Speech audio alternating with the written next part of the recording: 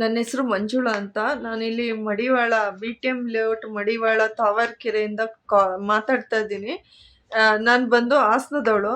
ನನಗೆ ಒಂದು 37 ಏಜ್ ಆಗಿದೆ. ನನಗೆ ಒಬ್ಬ 13 ವರ್ಷದ ನೂತನ್ ಅಂತ ಮಗ ಇದ್ದಾನೆ. ಒಂದು ವೇಶ್ಯಾವಾಟಿಕೆ ದಂಧೆ ಮಾಡೋಂಥವ್ರು ನನ್ನ ಮನೆಗೆ ನುಗ್ಗಿ ಪ್ರತಿದಿನ ನಮ್ಮ ಮೇಲೆ ಒಂದು ಕೆಮಿಕಲ್ ಪೌಡರ್ನ ಎರಚಿ ಜ್ಞಾನ ತಪ್ಪಿಸಿ ನಮ್ಮನ್ನ ಕೆಡಿಸಿ ಹೊಡೆದು ಬಡ್ದು ಗ್ಯಾಂಗ್ ರೇಪ್ ಮಾಡಿ ಇಷ್ಟ ಬಂದವರೆಲ್ಲ ಗ್ಯಾಂಗ್ ರೇಪ್ ಮಾಡೋದು, ವಿಡಿಯೋಗಳನ್ನ ಮಾಡೋದು, ನನ್ನ ಮಗುನ ಕತ್ಲೆ ಟೈಮಲ್ಲಿ ಸಿಕ್ಕಿದ ಕಡೆ ಎಲ್ಲ ಎಳ್ಕೊಂಡು ಹೋಗಿ ಹೊಡಿಯೋದು. ನಾನೇನಾರ ಇದ್ರ ಬಗ್ಗೆ ಪೊಲೀಸ್ ಕಂಪ್ಲೇಂಟ್ ಕೊಟ್ಟೆ ಅಂದರೆ ಪೊಲೀಸ್ ಅವ್ರನ್ನೇ ಕರ್ಕೊಂಡು ಬಂದು ನನ್ನ ಮಗು ಮೇಲೆ ಹಲ್ಲೆ ಮಾಡಿಸೋದು, ನನ್ನ ಮೇಲೆ ಹಲ್ಲೆ ಮಾಡೋದು, ಪೊಲೀಸವ್ರ ಎದುರುಗಡೆನೇ ಇಟ್ಕೊಂಡು ಇವತ್ತು ಕೆಡಿಸಿದ್ದಾರೆ. ಪೊಲೀಸ್ನವನು ಬರಬೇಕಾದ್ರೆ 112 ಪೊಲೀಸು ಆತ ಯಾವ ಪೊಲೀಸ್ ಸ್ಟೇಷನ್ ಅಂತ ಗೊತ್ತಿಲ್ಲ, ಆತ ಬಂದ್ಬಿಟ್ಟು ಸೀದಾ ಅವಳನ್ನ ಹಿಡ್ಕೊಳ್ಳಿ ಅಂತ ಅವ್ನು ದೂರದಲ್ಲೇ ಇದ್ದ. ಹಿಡ್ಕೊಳ್ಳಿ ಅವಳನ್ನ ಹಂಗ್ ಮಾಡಿ ಹಿಂಗ್ ಮಾಡಿ ಅಂತ ಕಿರ್ಚಾಡ್ತಾ ಇದ್ದ. ನನಗೆ ಗೊತ್ತಾಗ್ಲಿಲ್ಲ, ಗಾಬರಿಲಿ ಹೆದರ್ಕೊಂಡೆ. ಯಾಕಂದ್ರೆ ಪೊಲೀಸ್ನವನು ಈ ತರ ಕಿರ್ಚಾಡ್ತಿದ್ದಾನಲ್ಲ ಅಂತ. ಈ ಸಡನ್ ಆಗಿ ಮುಂದೆ ಇದ್ದವಳು ಒಬ್ಳು ವೇಶ್ಯಾಟಿಕೆ ಮಾಡೋಳು ನನ್ಗೆ ಚಪ್ಲಿಲ್ ಹೊಡೆದು ಹಿಂದ್ಗಡೆಯಿಂದ 3 ಜನ ಗಂಡಸರು ಬಂದು ಹಿಡ್ಕೊಂಡ್ರು.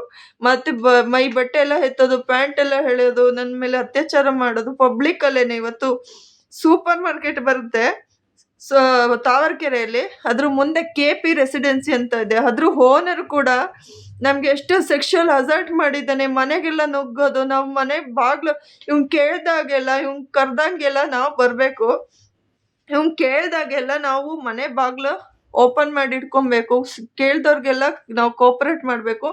ನಾವು ಮಾಡಿಲ್ಲ ಅಂದ್ಬಿಟ್ಟು ನಮ್ ಬಾಗ್ಲೆಲ್ಲ ಹೊಡೆದಿದ್ದಾರೆ. ಬಾಗ್ಲೆಲ್ಲ ಹೊಡೆದು ಇನ್ನೂ ಒಬ್ರು 112 ಪೊಲೀಸ್ ಅವ್ರನ್ನ ಕರ್ಕೊಂಡು ಬಂದು ದುಡ್ಡು ಕೊಟ್ಟು ಕರ್ಕೊಂಡು ಬಂದು ನನ್ನ ಗೂಂಡಗಳು ಮತ್ತೆ ಈ ವೇಶ್ಯಾವಾಟಿಕೆ ದಂಧೆ ಮಾಡೋದು ಮತ್ತೆ ಈ ಓನರು 3 ಜನನು ಸೇರಿ ಮನೆ ಬಾಗ್ಲು ಹೊಡ್ಕೊಂಡು ಕೂಡ ಒಂದಿನ, ಈಗ ಸ್ವಲ್ಪ ದಿನದಿಂದ 3 ದಿನದಿಂದ ನಮ್ಮ ಮೇಲೆ ಹಲ್ಲೆ ಮಾಡಿ ಅತ್ಯಾಚಾರ ಮಾಡಿ ಸಖತ್ತು ನನ್ನ ಮಗುಗೆ ಕೂಡಾಕೊಂಡು ಹೊಡೆಯೋದು, ನನ್ನ ಮುಂದೆ ನನಗೂ ಹೊಡೆಯೋದು, ಈ ತರ ಹಲ್ಲೆ ಮಾಡಿ ಬಾಯಿ ಬಂದಂಗೆಲ್ಲ ಬೈದು ವಿಡಿಯೋ ಮಾಡೋದು, ಅದು ಕೆಟ್ಟದಾಗಿ.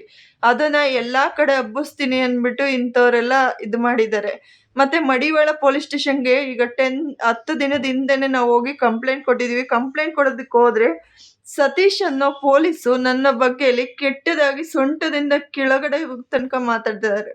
ನೀನ್ ಸೊಂಟದ ಕೆಳಗಡೆ ಇದೆಯಲ್ಲ ಅದನ್ನ ತೋರಿಸಿ ನನಗೆ ಹೇಳ್ಬಿಟ್ಟು ಅದೇನ್ ಮಾಡ್ಕೊಟ್ಬಿಟ್ಟು ಹೋಗು, ಎಲ್ಲ ಸರಿ ಹೋಗುತ್ತೆ.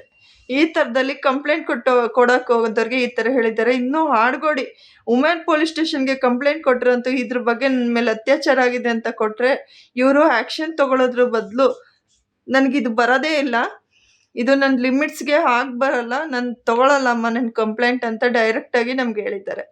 ಎಷ್ಟೋ ಪೊಲೀಸು ನಮ್ಗೆ ಕಷ್ಟ ಹೇಳ್ಕೊಂಡಾಗ ಒಬ್ರು ಲಾ ಅಂಡ್ ಆರ್ಡರ್ ಕಮಿಷನರ್ ಅಂದ್ಬಿಟ್ಟು ನಾನು ಇವತ್ತು ಕಾಲ್ ಮಾಡಿದ್ರೆ ರಾಂಗ್ ನಂಬರ್ ಅಂತ ಹೇಳಿಟ್ಟಿದ್ದಾರೆ. ಸರ್, ಪೊಲೀಸರಿಂದನೇ ದೌರ್ಜನ್ಯ ಆಗಿದೆ ಸರ್, ಈ ತರ ನಂಗೆ ಅನ್ಯಾಯ ಆಗಿದೆ ಅಂತ ಹೇಳಿದ್ರೆ, ಅವ್ರ ಹೆಸರು ಕುಲ್ದೀಪ್ ಅಂತ, ಅವರು ಕಮಿಷನರ್, ಅವರು ಲಾ ಅಂಡ್ ಆರ್ಡರ್, ಇವರು ಆ ಥರದಲ್ಲಿ ನಮ್ಗೆ ಹೇಳಿದ್ದಾರೆ.